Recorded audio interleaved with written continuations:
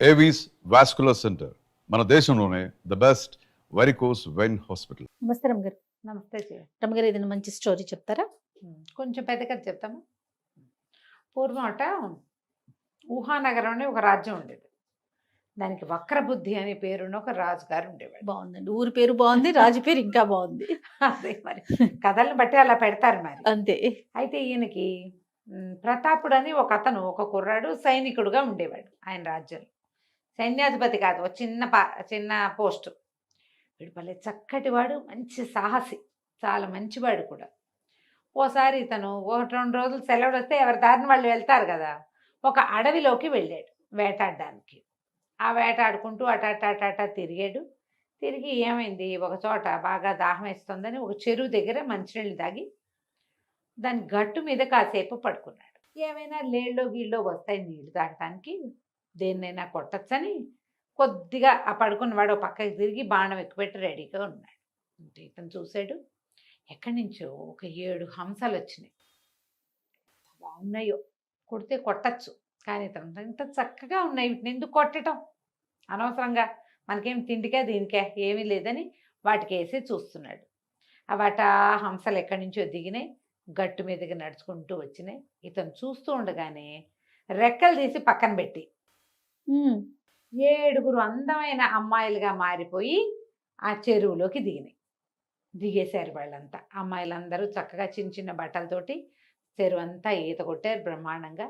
ఈ అబ్బాయి చూస్తున్నాడు, చూసి చూసి ఏం చేశాడు, వాళ్ళు ఇక్కడ మైమరిచిపోయినారు.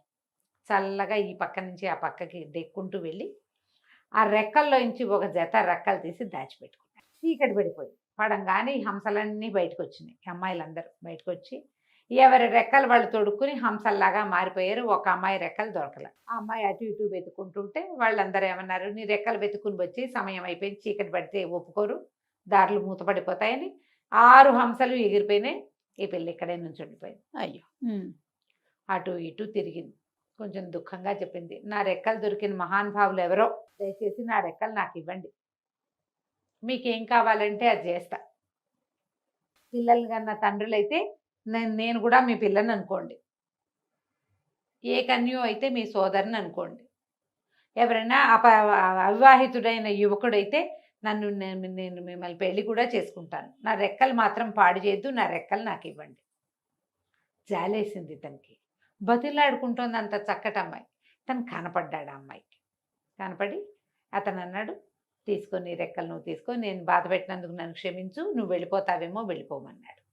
అనేసరికి ఆ అమ్మాయి ఏంది, ఎంత మంచివాడివి, మానవుల్లో ఇంత మంచివాళ్ళు ఇంత చక్కటి వాళ్ళు ఉంటారా, మానవులు ప్రమాదకారులని మా ఊళ్ళల్లో చెప్పుకుంటారు అన్నది. అనేసరికల్లా ఇతను అన్నాడు, అందరూ నా ఉంటారు ఇలాగా, అంత నచ్చితే పెళ్లి చేసుకోవచ్చుగా పోనీ నన్ను అన్నాడు. అనేసరికి ఆవిడ నవ్వింది, నేను మాట ఇచ్చాను ముందేనని మెడలో ఉన్న నవరత్నాల మాల తీసి అతని మెడలో వేసింది. నేను అన్నాను ముందే, అవివాహితుడైన వాడైతే వివాహం చేసుకుంటాను అని, నా రెక్కలు పాడైతే ఇంకా నాకు జీవితమే లేదు, అవి ఉంటే నేను ఎప్పటికైనా కొంతకాలానికి మా ఇంటికి వెళ్ళగలుగుతాను అని చెప్పింది. ఆ రెక్కలు దాచిపెట్టుకుంది. అతనితో పాటు అతని ఇంటికి వచ్చేసి వాళ్ళకు కూడా లోకంలో తెలిసిపోయింది, మానవుడు ఎవరికో మా తమ చెల్లెలు దొరికేసింది అని. ఇక అతను అమ్మాయితో పాటు ఇంటికి తీసుకొచ్చుకున్నాడు. చిన్న సామాన్యమైన కుటుంబం, పర్వాలేదు. కానీ ఎప్పుడైతే ఈ అమ్మాయి ఇతనితో పాటు ఒక అందమైన అమ్మాయి, చక్కగా మంచి బట్టలతోటి దేవతా స్త్రీలాగా ఉన్న అమ్మాయి వచ్చిందో ఊరంతా చెప్పుకున్నారు.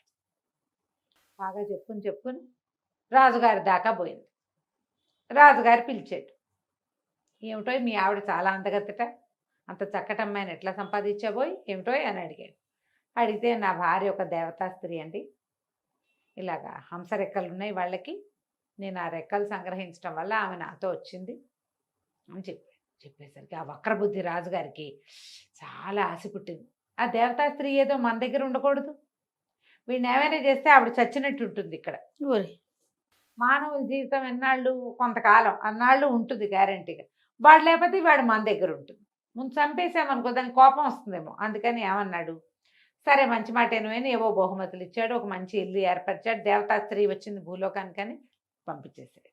పంపించేసి కొద్ది రోజులు పోయాక ఇతన్ని పిలిచాడు. అబ్బాయి 7 సప్త సముద్రాలు దాటిన తర్వాత ఒక పెద్ద కొండ వస్తుంది. సప్త సముద్రాల తర్వాత ఉండే కొండ మీద ఒక చివరి శిఖరం మీద ఒక పెద్ద భవనం ఉంది. అందులో చిత్రాంగుడు అనే ఒక యక్షుడు ఉన్నాడు. వాడు 9 అంగుళాల మనిషి, 90 గజాల పిలక ఉన్నాయి వాడికి. ఉమ్. 9 అంగుళాల ఇంతే అదే ఉంటాడు అదే వాడు. కానీ 90 గజాలు 90 గజాల పిలక ఉంది వాడికి. బాగుంది. యక్షుడు మహాశక్తిమంతుడు. వాడి దగ్గర ఒక భూతం ఉంది, అదృశ్య సేవకి దాని పేరు. ఓ కథలో తెలుసుకున్నాను. నువ్వు పోయి ఆ శక్తిని స్వాధీనం చేసి పట్టుకురా, నిన్ను సైన్యాధిపతిని చేస్తా అని చెప్పాడు. ఇప్పుడు నేను వెళ్ళానండి, నా చేత కాదండి అనడానికి వీలు లేదు. దేవతాస్త్రీని భారీగా పొందున్నాడు ఇతను. పైగా ఇతడు సాహసి కూడా కొంచెం. సరే వెళ్ళాడు, ఇంటికి వెళ్ళిపోయాడు. ఇంటికి వెళ్ళి భార్యకి చెప్తే భార్య అంది, ఏదేం పెద్ద విషయం కాదు, నేను వచ్చి చాలా రోజులైంది, మా అమ్మ అక్కయ్యలు అందరూ బెంగపెట్టుకుని ఉంటారు, నువ్వు నా మాట విను, నేను ఒక వెండి బంతి ఇస్తాను, ఈ బంతి పట్టుకెళ్ళు. మా లోకంలో కనుక ఈ బంతిని చూపిస్తే, బంతిని వేస్తే మా వాళ్ళకి తెలుస్తుంది. ఉమ్. నీ మెడలో ఉన్న వస్తువుని బట్టి నవగ్రహాల నవరత్నాల మాల ఉంది కదా, మాలను బట్టి వాళ్ళు నిన్ను గుర్తుపడతారు. మా అమ్మ దీనికి ఏమైనా సహాయం చేస్తుంది నీకు అని చెప్పింది. వీళ్ళు ఒక రకమైన దేవత జాతులు వాళ్ళు. సరే ఇతను ఏం చేశాడు, కొండలు కోనలు దాటుకుంటూ వెళ్ళి ఒక మాయా సరోవరం, అమ్మాయి చెప్పిన అడ్రస్ ప్రకారం ఆ సరోవరంలో బంతిని పడేసేసరికల్లా నీళ్ళన్నీ పక్కకిచ్చి పక్కకి వెళ్ళిపోయి తను దిగి వెళ్ళడానికి దారి కనపడింది. అతను ఆ దారి వెంబడి పాతాళ లోకం వైపుకి నడుచుకుంటూ వెళ్ళాడు. వెళ్ళగా వెళ్ళగా వెళ్ళగా ఓ ఉద్యానవనాలు అవి ఇవి వచ్చినాయి. ఈ యువకుడిని చూసి అమ్మో మానవుడు అని కొంతమంది అటు ఇటు వెళ్ళిపోయారు, కానీ ఒకళ్ళిద్దరు మెళ్ళో మాల చూసి గుర్తుపట్టి ఇతను అత్తగారి దగ్గరికి తీసుకుపోయారు. ఆవిడ మెళ్ళో ఉన్న వస్తువుని చూసి వాళ్ళ అమ్మాయి ఒక ఉత్తరం రాసిచ్చింది. అది చదువుకుని, అయ్యా నువ్వు చాలా మంచివాడివి, మా అమ్మాయి ఉత్తరం రాసింది, నేను నన్ను వదిలేయండి అని అడిగినందుకే నా భర్త నాకు ఉడుపులు ఇచ్చేస్తానన్నాడు, ఇంకొకడైతే హంసరెక్కలు దొరికితే ఎంతైనా చెయ్యొచ్చు, నేను అతన్ని వెలచి వివాహం చేసుకున్నాను, ఇతను చాలా ఉత్తముడు, మానవోత్తముడు, కాబట్టి ఇతనికి ఏదైనా సహాయం చెయ్యి, అతను అడిగింది చేయమని కూతురు ఉత్తరం రాసింది. ఆవిడ చాలా సంతోషించింది. చాలా బాగుందని ఏం చేసింది, తమ లోకంలో ఉన్న అన్ని రకాల జంతుజాలాల్ని పిలిచింది. అందరూ వచ్చారు. ఎవరికైనా ఈ సప్త సముద్రాల తర్వాత ఉన్నటువంటి ఈ కొండ మీద ఉన్న, కొస మీద, శిఖరం మీద ఉన్న చిత్రాంగుడు తెలుసా, ఆ లోకం తెలుసా, ఆ యక్షలోకం అంటే మాకు తెలియదు అన్నారు. అయితే వచ్చిన జనాల్లో ఒక కుంటి కప్ప కాలు కుంటిది ఎగురుకుంటూ వచ్చింది. మామూలుగా ఎగట్ల కుంటిగా ఎగురుతుంది. అది నాకు తెలుసు, నేను ఇదివరకు వెళ్ళాను, మా అమ్మ తాత వాళ్ళు అంతా కూడా వెళ్తుండే వాళ్ళు అక్కడికి అని చెప్పింది. చెప్పంగానే ఆవిడేమంది, నువ్వు మా నల్లుడు గారిని, ఈ ప్రతాపుడిని తీసుకెళ్ళి అక్కడికి తీసుకెళ్ళి ఆ పని ఏదో పూర్తి చేయించి తీసుకురా. సరేనండి. సరే ప్రతాపుడు కుంటికప్ప ఇద్దరు బయలుదేరారు. ఈవిడేదో ఒక సాధనం ఇచ్చింది, సప్త సముద్రాలు దాటడానికి. సముద్రాలు దాటారు. కప్ప ఎలాగో నీళ్ళలో తిరుగుతుంది కదా, కొండెక్కారు. కొండెక్కితే ఆ కొండ బాగా పైకి ఎక్కి ఆ శిఖరాల మీదకి ఎక్కేసరికల్లా ఒక కోట కనపడింది. ఆ కప్ప ఏం చెప్పిందంటే, నేను బయటే ఉంటా, నేను లోపలికి రాలేను, నువ్వు లోపలికి వెళ్ళు, చూద్దాం. చీకటి కోణం అది, ఎటు నడుస్తున్నాడో ఏమిటో తెలీదు. ఈ కొండంతా ఎక్కారా, ఆ శిఖరం ఎక్కేసరికల్లా ఆయాసం రాదు. అతను మెల్లిగా తడుకుంటూ లోపలికి వెళ్ళాడు. ఎవ్వరూ తగలటల్లా, మనుషులు ఉన్నట్టుగా లేదు, అక్కడ ఏమీ లేదు. ఆ చీకటి కోణం లోపలికి వెళ్ళి సరే స్తంభాలు అవి ఇవి తగులుతున్నాయి చేతులకి.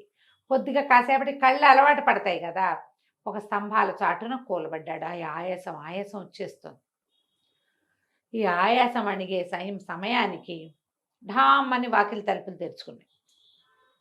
ఆ బయట ఒకడు నిలబడి ఉన్నాడు. వాడి 9 అంగుళాలు ఉండి పెద్ద పిలకుంది, వాడికి పెద్ద కేకలు పెడుతున్నాడు, అదృశ్య సేవకి అని. అనంగానే టకటక దీపాలు వెలిగిపోయినాయి లోపల. ప్రతాపుడు తను కనపడతాడు, కబుక్కున్న స్తంభం వెనకాల దాక్కున్నాడు. వాడు ఆ పిలక సవరించుకుంటూ చిత్రాంగుడు లోపలికి వచ్చాడు. నేను సభకి వెళ్ళాలి, అన్నం పెట్టవా, ఎప్పటికి భోజనం పెడతావు నువ్వు అని గట్టిగా అరిచాడు. అరవంగానే వెంటనే ముందేమో ఈ దీపాలు వెలిగిపోయినాయి. ఒక దీపం చేత్తో పుచ్చుకుని ఒక దీపం కదులుతూ వస్తుంది. ఇతనికి ఒక కలశం ముందు కాళ్ళు కడుక్కోవడానికి నీళ్లు, కాళ్ళు కడుక్కున్నాడు. ఆ తర్వాత ఇతను లోపల నడిచొస్తుంటే ఒక పెద్ద ఆకు, దాని నిండా ఆహార పదార్థాలు, పక్కన ఒక విసనకర్ర ఇట్లా విసురుతూ కనపడుతోంది. మనుషులు కనిపించట్లా. ఈ కూర్చున్నాడు ఈ చిత్రాంగుడు. చకా చకా చకా భోజనం చేసాడు. భోజనం చేసి నేను వెళ్ళొస్తాను అని వెళ్ళిపోయాడు. వెంటనే మొత్తం దీపాలన్నీ ఆరిపోయిన చీకటి కోణం.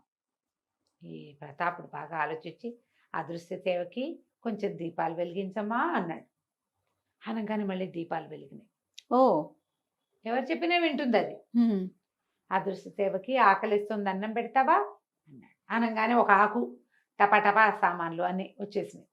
వచ్చేసాక ఇతను ఆకు దగ్గర కూర్చుని అదృశ్య సేవకి చిత్రాంగుడు భోజనం చేసి వెళ్ళాడు కానీ నువ్వు తినలేదుగా, నువ్వు కూడా వచ్చి కూర్చో భోజనం చేద్దు కానీ అన్నాడు. అనేసరికి ఆ అదృశ్య సేవకు అప్పుడు అతనికి కనపడాడు.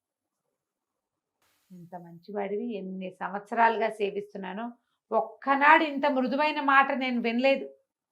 నన్ను తినవని ఏనాడు అతను చెప్పల. ఉమ్. ఒక్కసారి కూడా నువ్వు తిన్నావా అని అడగలేదు, నువ్వు తిను అనలేదు. నువ్వు చాలా మంచివాడివి అంటే సరే మరి నాతో రా, నాతో వచ్చేయి అయితే అన్నాడు. అనేసరికల్లా ఆ సేవకి ఏం చెప్పిందంటే నేను అలా రాలేను, ఉమ్. నన్ను ఆజ్ఞాపిస్తేనే చేస్తా, నన్ను ఆజ్ఞాపిస్తే వస్తాను నీతోటి. సరే అన్నం తినన్నాడు. ఆ భూతం కూడా కూర్చుని భోజనం చేసింది. దాని భోజనం ఇంతంతా ఇతనికి అన్నీ పెట్టింది, చక్కగా తిన్నాడు. అప్పుడు లేచాక అదృశ్య సేవకి ఇది వదిలేసి నా వెనకాల రా మా ఇంటికి నాతో పాటు అనగానే సరే అని వెనకాల పడి వచ్చేసి బయటకు వచ్చాక కుంటికప్ప కింద ఉంచింది కొండ కింద. అదే అక్కడ ఎక్కాడు కదా ఇతను. అక్కడికి వెళ్ళాక ఇతను నాకు ఈ కుంటికప్ప నా ప్రాణ స్నేహితుడు, ఇంత దూరం ఇతన్ని తీసుకొచ్చాడు, ఇతను కుంటితనాన్ని పోగొట్టవా అని అడిగాడు.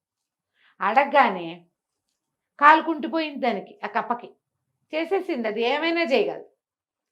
ఈ కథ అంతా నడుస్తుంటే అక్కడ ఏమైంది, ఈ ప్రతాపుడిని ఇక్కడికి పంపించాడు కదా వక్రబుద్ధి, ప్రతాపుడు భార్య ఒకతేగా ఉంది. ఉమ్. ఆమె దగ్గరికి వెళ్ళి నీ భర్త ఇక రాడు, నేను ఈ దేశాన్ని వెళ్ళే రాజుని, నువ్వు ఒక సైనికుడితో వచ్చావు, నన్ను పెళ్లి చేసుకో, నాతో పాటు ఉండమని అడిగాడు. ఆవిడ ఏం చేసింది, పిచ్చి వేషాలు ఇస్తే చంపేస్తాను, నేను ఎవరనుకుంటున్నావు, మానవుడిని వలిచి వచ్చానంటే నా దేవతా శక్తులు వదిలిపెట్టుకుని రాలేదు, అతను మంచితనానికి వచ్చాను, నాతో పిచ్చి పిచ్చి వేషాలు వేసామంటే చంపేస్తాను. భయం వేసింది ఇతనికి, తగ్గిపోయాడు. కానీ ఆమెను బలవంతం చేసే సాహసం లేదు. కానీ ఏం చేశాడు, ఒక ఒంటి స్తంభం మేడ కట్టి అందులోకి ఆమెను ప్రవేశపెట్టాడు, బంధించేశాడు అనమాట లోపల. ఆ బంధనంలోనే లోపల ఉండిపోయింది.